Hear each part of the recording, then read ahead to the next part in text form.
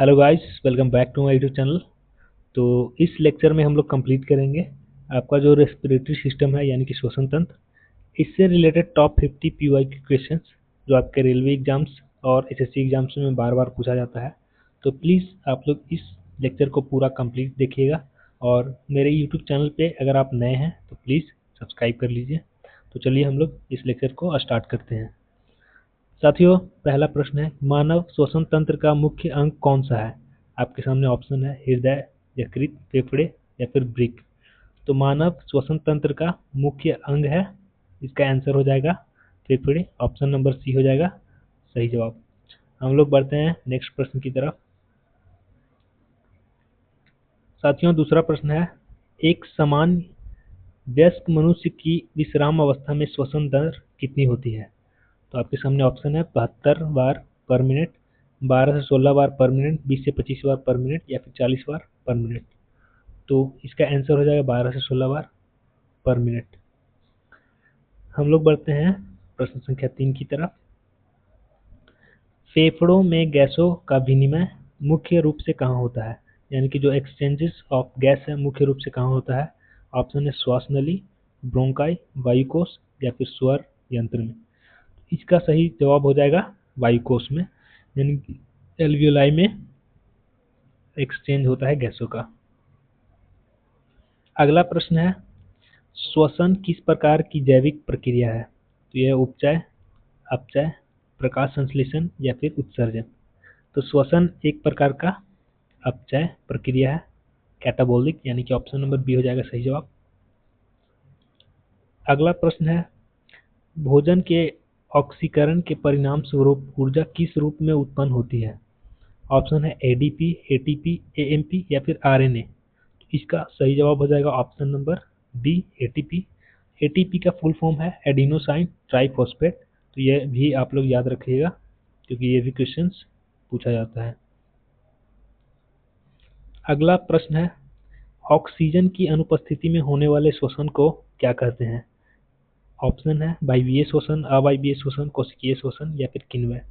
तो यहाँ पे है ऑक्सीजन की अनुपस्थिति में होने वाले श्वसन, तो इसे हम लोग बोलते हैं अवायवीय श्वसन। ऑप्शन नंबर बी हो जाएगा सही जवाब। साथियों, अगला प्रश्न है, हमारी मांसपेशियों में ऑक्सीजन की कमी पर ग्लूकोज किसमें परिवर्तित हो जाता है जिससे थकान महसूस होती है? ऑप्शन है यूरिकम, एसिटिकम, लैक्टिकम या फिर पाइरुवेलिक अम्ल। तो इसका सही आंसर हो जाएगा ऑप्शन नंबर सी, लैक्टिकम। जब भी हम लोग अत्यधिक व्यायाम करते हैं या फिर बहुत ज़्यादा तेज़ी से दौड़ते हैं तो उसके बाद हम लोग के शरीर में लैक्टिक अम्ल वहाँ पे जमा हो जाता है जिसके कारण दर्द देता है। अगला प्रश्न है, ईस्ट में अवायवीय श्वसन के दौरान कौन सा उत्पाद बनता है? लैक्टिकम, इथाइल अल्कोहल प्लस CO2, केवल CO2 या फिर जल। तो इसका सही आंसर हो जाएगा option number B, ethyl alcohol plus CO2। Yeast में अवायवीय श्वसन के दौरान ये बनता है, ये आप लोग याद रखिएगा। अगला प्रश्न है, वायवीय श्वसन में ग्लूकोज के एक अणु के पूर्ण ऑक्सीकरण से कितने एटीपी प्राप्त होते हैं? तो यहाँ पे है वायवीय श्वसन यानी कि एरोबिक रेस्पिरेशन। तो इसका आंसर हो जाएगा ऑप्शन नंबर सी, 36 या फिर 38 एटीपी। तो वायवीय श्वसन में ग्लूकोज के एक अणु के पूर्ण ऑक्सीकरण से 36 या फिर 38 एटीपी का निर्माण होता है। ऑप्शन नंबर सी हो जाएगा सही जवाब। अगला प्रश्न है, ग्लाइकोलिसिस की प्रक्रिया कोशिका के किस भाग में संपन्न होती है?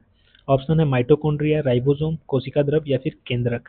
तो ग्लाइकोलिसिस की प्रक्रिया संपन्न होती है कोशिका द्रव में, साइटोप्लाज्म में। ऑप्शन नंबर सी हो जाएगा सही जवाब। अगला प्रश्न है, क्रेब्स चक्र की प्रक्रिया कोशिका के किस भाग में होती है? ऑप्शन है गोल्गी काय, लाइसोसोम, कोशिका द्रव या फिर माइटोकॉन्ड्रिया।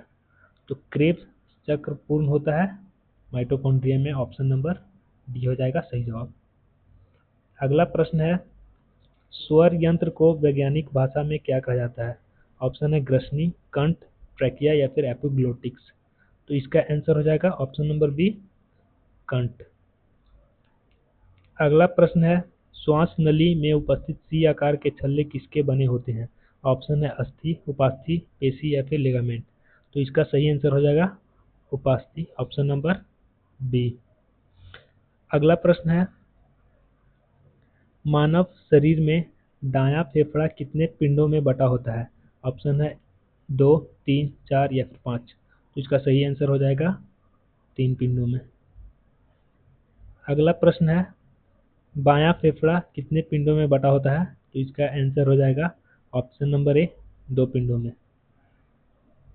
प्रश्न संख्या 16 है, फेफड़े के चारों ओर पाए जाने वाले सुरक्षात्मक आवरण को क्या कहते हैं? ऑप्शन है पेरिकार्डियम, मेनिंजेस, प्लूरा या फिर पेरिटोनियम। तो फेफड़े के चारों तरफ जो सुरक्षात्मक आवरण पाया जाता है उसको हम लोग बोलते हैं ऑप्शन नंबर सी, प्लूरा। अगला प्रश्न है, श्वसन के दौरान ऑक्सीजन का परिवहन रक्त में मुख्य रूप से किसके द्वारा होता है? प्लाज्मा, श्वेत रक्त कणिकाएं, लाल रक्त कणिकाएं या फिर प्लेटलेट्स। तो इसका आंसर हो जाएगा ऑप्शन नंबर सी, लाल रक्त कणिकाओं के द्वारा। अगला प्रश्न है, हीमोग्लोबिन ऑक्सीजन के साथ जुड़कर कौन सा अस्थायी यौगिक बनाता है? Carboxy haemoglobin, oxy haemoglobin, carbono haemoglobin या फिर मीथा हीमोग्लोबिन। तो इसका सही आंसर हो जाएगा option number B, oxyhaemoglobin. अगला प्रश्न है, मानव शरीर में कार्बन डाइऑक्साइड का परिवहन रक्त में अधिकतम किस रूप में होता है? ऑप्शन है प्लाज्मा में घुलकर, कार्बोक्सी हीमोग्लोबिन, बाइकार्बोनेट आयन के रूप में या फिर कार्बोनिल हीमोग्लोबिन। तो इसका आंसर हो जाएगा option number C, bicarbonate ion के रूप में। अगला प्रश्न है, सांस लेने के दौरान डायफ्राम की स्थिति कैसी हो जाती है?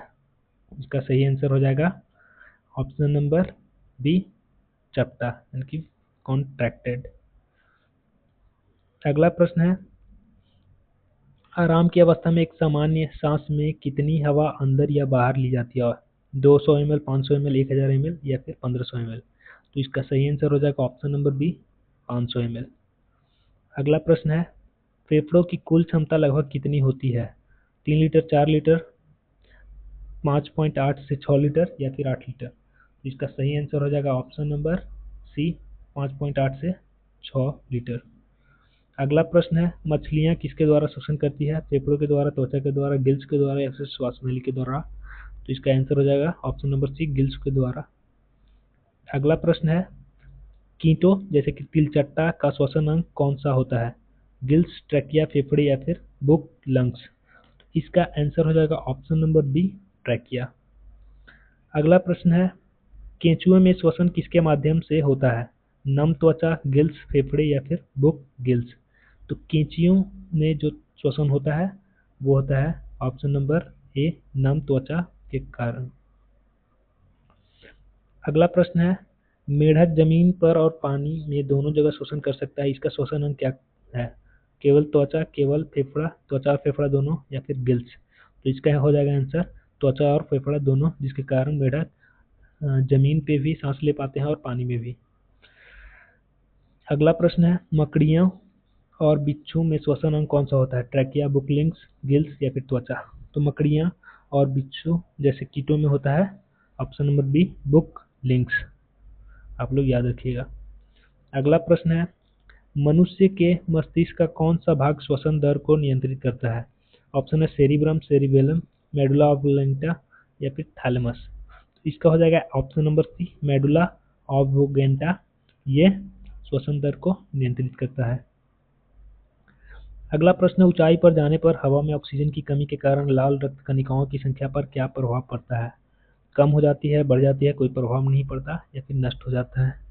इसका सही आंसर हो जाएगा बढ़ जाती है। जब भी हम लोग ऊंचाई पे जाते हैं तो हवा में ऑक्सीजन की कमी के कारण लाल रक्त कणिकाओं की संख्या बढ़ जाती है। अगला प्रश्न है प्रश्न संख्या 30, कोशिका के अंदर ग्लूकोज की टूटने की प्रक्रिया को क्या कहा जाता है? पाचन, कोशिकीय श्वसन, किण्वन या फिर प्रकाश संश्लेषण। तो इसका सही आंसर हो जाएगा ऑप्शन नंबर बी, कोशिकीय श्वसन, सेल्यूलर रेस्पिरेशन। अगला प्रश्न है, वायुकोश यानी कि एल्वुलाई की भित्ति किस प्रकार के ऊतक की बनी होती है? घनाकार उपकला, सल्की उपकला, स्तंभाकार उपकला या फिर पेशीय ऊतक। इसका आंसर हो जाएगा ऑप्शन नंबर बी, सल्की उपकला।